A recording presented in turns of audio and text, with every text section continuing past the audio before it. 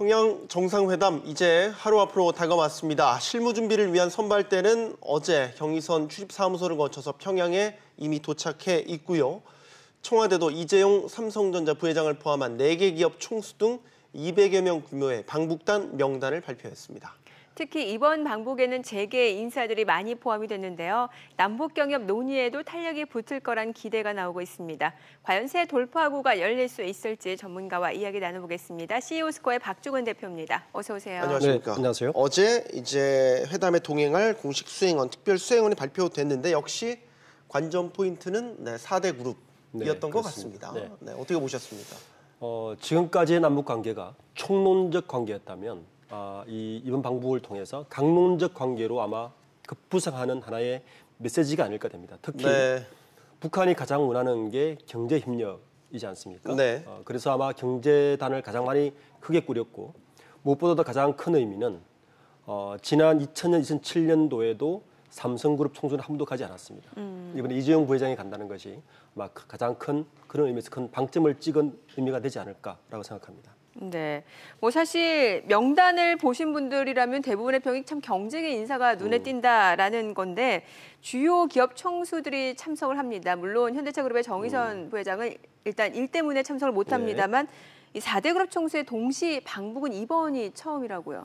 네, 그렇게 봐야죠. 지난 2007년 그 두 번의 그 방북 때도 물론 4대 그룹 주요 회장단은 갔었는데 총수가 직접 가는 건 아마 이번이 처음이라고 생각됩니다. 특히 이 부분에 있어서는 청와대에서 강력하게 요청했다고 보는데 총수가 간다는 것은 그 자리에서 뭔가를 결정할 수 있는 사람들이 간다는 거죠. 그러니까 의사결정권자를 말씀하시는 거죠. 의사결정을 할 수 있는, 즉 방북에서의 북한에게 화답할 수 있는 의사결정권자들을 간다는 것이 아마 이번 방북에 더 큰 의미를 부여할 수 있을 것 같습니다.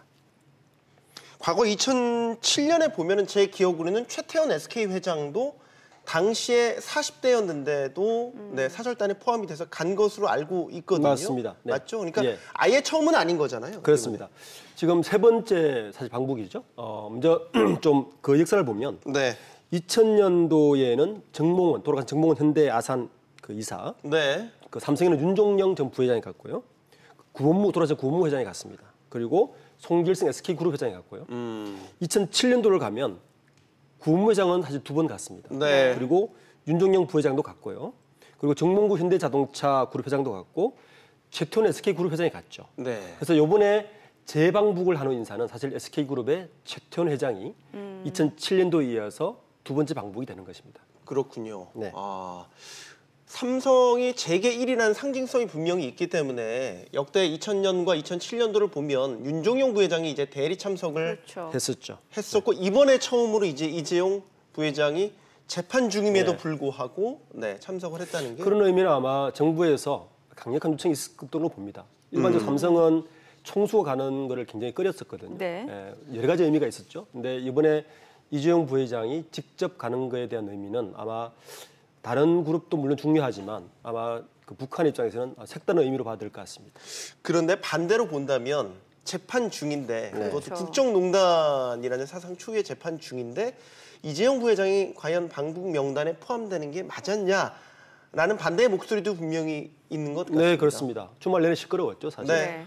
청와대에서 사실 이 부분 때문에 해명까지 내놓은 상태였는데 그런데도 불구하고 굳이 청와대에서 여러 가지 그 반대 의견에도 불구하고 이재용 부회장을 굳이 같이 간다는 의미는 북한에 대한 정부의 강한 의지를 반대급부로 더 표명한 메시지가 아닐까 생각됩니다. 북한도 모르고 있는 사실은 아닐 거예요. 이재용 부회장이 어떤 상태에 있고 현재 법정 다툼의 소지가 있는 상태에도 불구하고 이재용 부회장을 초청도 했고 또 청와대에서 강력 요청했다는 것은 그 정도로 현재 북한에 대한 정부의 의지가 강력하다 이렇게 메시지를 볼 수 있을 것 같습니다. 또 다른 측면에서는 이재용 부회장의 방북길이기 때문에 어쨌든 문재인 대통령과 같이 하게 된다는 말이죠. 지난 인도 방문 당시에도 이제 문 대통령과 면담을 가진 적이 있었기 때문에 이번 방북에서도 어쨌든 물리적으로 만나게 됩니다. 그 부분에 관심을 갖고 있는 시각도 있는 것 같아요. 네, 그렇습니다. 지난 그 7월이었죠. 그 인도에서의 문재인 대통령과의 만남 이후에 그 다음에 김동연 부총리와의 만남. 그리고 이번에 세 번째 이제 다시 정부 고인사의 만남인데 이런 어떤 이 정도의 사안이면 제가 볼 때 정부에서 삼성에 대한 필요성도 확실하게 알고 있고 삼성 쪽에서도 지금 현재의 여러 가지 흐름을 보면 지난번에도 180조 투자에 160조 투자에 4만 명 고용이라는 걸 발표하지 않았습니까? 정부에서도 삼성에서도 정부의 정책에 대해서 우리 적극적으로 협조하겠다라는 의미를 그런 메시지를 강하게 던진 것으로 봐야 되겠죠. 자, 그리고 이 부회장만큼 관심을 불러일으킨 인물이 바로 LG그룹의 구광모 회장인데 네. 취임 이후에 3개월 만에 경영 활동 모습을 드러내기도 하지 않았습니까? 네, 그렇습니다. 예. 어떻게 보면 대외 활동으로는 첫 등장이죠. 네. 그건 아마 아까도 말씀드렸지만 2000년, 2007년도에 고 구본무 회장이 직접 방북을 했던 것에 대한 네. 연장선으로 봐야 될 것 같습니다. LG그룹이 가지고 있는 북한에 대한 메시지를 확실하게 던져준 거고요. 회장으로 취임한 지 3개월밖에 되지 않았는데 불구하고 이런 대외적인 활동, 곧 굉장히 큰 대외 활동에 전면에 나선다는 것은 아마 고 구본무 회장의 유지를 받들겠다는 의미가 첫 번째인 것 같고, 그리고 대북 사업에 있어서 LG그룹은 빠질 수 없다는 것도 하나의 메시지로 담겨 있는 것 같습니다. 네. 어쨌든 이번 구광모 회장의 등장은 재계에서는 또 새로운 하나의 빅이슈인 것 같습니다. 네, 아마도 방북길에 오른 총수 가운데서는 최연소가 아닐까 예상이 되는데요. 최태원 회장이 2007년도 방문할 때보다 훨씬 젊은 총수가 된 거죠. 그렇죠. 그때도 40대였긴 했지만 지금 구광모 부회장 같은 경우는 40대 초반이죠. 초반이기 때문에 아마도 총수 중에는 역대 최연소 방북이 네. 아닐까라는 생각을 해보게 됩니다. 또 하나 관전 포인트가 세계 2위죠 현대차그룹. 네. 정의선 부회장이 얼마 전에 수석 부회장이 됐단 네. 말이죠. 그런데 이번 명단에서는 또 빠졌어요. 네. 물론 개인적인 사정이 있다고는. 예, 뭐 네, 사정에 대해서는 합니다. 청와대에서도 이미 밝힌 것 같습니다. 예. 사실은 정의선 부회장의 방북은 나름 굉장히 큰 의미를 가지고 있습니다. 왜냐하면 그 할아버지인 정주영 회장의 방북이 있었고, 그 아버지의 정몽구 회장의 방북이 있었고, 사실은 네. 정의선 부회장이 방문한다면 3대째 연속해서 방북하는 굉장히 큰 의미를 가질 수 있는데 불구하고 그렇죠. 예. 다른 큰 사안 때문에 방북을 하지 못한 것 같은데, 어쨌든 정의선 부회장은 지난주였죠. 9년 만에 부회장에서 수석 부회장으로 승진까지 했습니다. 네. 현대차그룹은 6명의 부회장단이 있는데 그중에 수석 부회장이라는 의미는 사실상 회장의 자리를 대신했다 이렇게 볼 수 있고, 대부분의 결정권을 정의선 부회장이 가지고 있다고 볼 수도 있는 의미입니다. 그래서 그런 의미에서 사실 이번 방북에서 정의선 부회장의 방북은 굉장히 큰 의미가 있었는데 불구하고 현재 미국에서의 여러 가지 미국 상무부에서 자동차세 관세 관련해서 참석 못한다는 것에 대해서는 굉장히 아쉬운 부분입니다. 네. 뭐 앞서서도 간단히 언급을 주셨습니다만 SK그룹의 최태원 회장 뭐 이전에도 방북한 적이 있었던 네. 만큼 이번에도 좀 예상이 됐던 부분이죠. 네, 그렇습니다. 4대 그룹에 포함되어 있고요. 예. 최태원 회장의 방북은 또 다른 의미가 있습니다. 네. 2007년, 11년 전에 SK그룹과 현재 SK그룹은 굉장히 많이 변해 있습니다. 네. 즉 다시 말해서 대북 사업에 있어서 경제계에 있어서 SK그룹이 할 역할이 훨씬 더 다양해졌고 훨씬 더 광범위해졌고 훨씬 더 많은 재원을 가지게 됐습니다. 그래서 최태원 회장의 이번에 재방문은 또 그런 의미에서 남북경협과 SK그룹에 또 새로운 의미가 있는 것 같습니다. 네. 자, 이번엔 경제단체 쪽을 알아볼까요? 대한상공회의소, 경총 등은 동행하는 반면에 전경련이 빠졌단 말이죠. 허창수 회장 네. 대표적인 인물인데 전경련이 빠졌다는 것도 상당히 시사하는 바가 있는 것 같습니다. 그렇습니다. 사실 전경련은 국정농단 사건 이후에 사실상 우리나라 재계의 대표 단체에서 빠졌다고 봐야죠. 지금까지 이번 정부 들어서서 모든 정부의 공식 라인은 상공회의소를 통해서 대한 상의를 통해서 모두 이루어져 있고 네. 전경련은 그 라인에서 빠져 있습니다.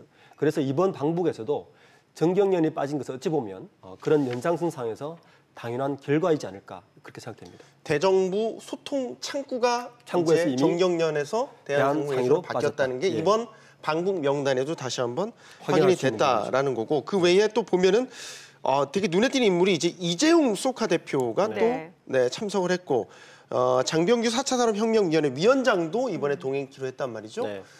이런 점도 이전에는 볼 수 없었던 그렇죠. 특이한 동향 변화인 것 이 같습니다. 두 분의 참석은 이렇게 볼 수 있을 것 같습니다. 정부에서 경제단체, 경제인사들의 참석에 좀 더 다양성과 최신 트렌드를 좀 반영했다. 이 두 분의 공통점은 최근에 이야기하는 4차 산업혁명을 대표하는 인물입니다. 소카, 특히 이재용 소카 대표 같은 경우는 다음 대표지 않습니까? 그래서 예전 다음 창시자, 그렇죠. 예, 창업자였죠. 그리고 장병규 4차 산업혁명위원장도, 그러니까 북한에서 원하는 건 기존 고전의 여러 가지 산업도 중요하지만 새로운 산업, 신산업에 대한 일망도 우리가 반영해 주겠다. 이런 의미로 해석할 수 있을 것 같습니다. 네. 자, 뭐 지금 벌써부터 남북 경협 가능성 있는 사업들이 좀 구체적으로 거론이 되고 있는데 정부가 추진하는 한반도 신경제 구상 어떤 그림이라고 보여지세요? 문재인 대통령께서 출범과 동시에 사실 발표했죠. 하지만 실제적으로 사실상 현재로는 불가능하죠. 왜냐하면 대북 경제 체제가 현재 불리지 않기 때문에 네. 이렇게 여러 17명에 되는 경제단체장들이 가지만 사실은 현실적으로 당장 실행하기는 어려운 것이 현실입니다. 하지만 대북 경협은 우리 한반도 우리 현재 정체되어 있는 이 경제에서 새로운 돌파구가 될 수 있는 혁신적인 하나의 산업입니다. 그래서 반드시 이루어져야 되고 이러한 의지를 이번 방북과 함께 꼭 성사됐으면 하는 것이 바람입니다. 그 말인즉슨 이번 방북길에 총수들이 뭐 참석한다고 하더라도 당장 어떤 뭐 투자 결정이 난다거나 그러기는 현실적으로 힘들다라는 얘기잖아요. 맞습니다. 당장 뭔가 지금 현재 뭐 오늘 발표했죠. 유엔에서 대북 제재 관련해서 여러 가지 리포트가 나오고 있는 상황에서 당장 현실적으로 투자를 한다거나 현실적으로 직접 우리가 북에 공장을 진다거나 하는 다 불가능하고요. 이러한 것들이 우리 정부의 의지, 특히 북한이 더 빠른 행동을 하기 위한 하나의 우리의 강력한 여러 가지 제스처를 보여주는 그런 메시지로 봐야 되는 것이 맞는 것 같습니다. 그런데 어쨌든 이번 방북 명단을 작성하는 데 있어서 북한 측이 먼저 의사결정권자가 있는 총수들의 방북을 원했다는 점에서는 이렇게도 볼 수 있지 않을까라는 시각도 있어서요. 경협을 통해서 다른 문제가 해결될 기미도 있지 않을까. 예를 들어서 비핵화라든지 뭐 남북 군사 긴장 완화라든지 이런 부분들이 우선순위가 경협을 통해서 그런 부분들이 물꼬를 튀지 않을까라는 기대감도 일말 있는 것 같아서요. 물론입니다. 북한이 사실은 그 핵을 포기하는 가장 큰 이유 중에 하나는 경제 발전이거든요. 그거를 하기 위한 가장 큰 요인은 바로 우리나라 기업들이 가서 투자와 여러 가지 협력을 통해서 발전하는 수밖에 없기 때문에 이런 면에 있어서 총수들을 원했고 또 의사결정을 와서 일부분 해달라라는 메시지가 분명히 있는 것 같습니다. 자, 전향적인 북한의 태도 변화를 또 한번 기대해 보도록 하겠습니다. 박주근 대표였습니다. 감사합니다. 네, 감사합니다. 잘 들었습니다.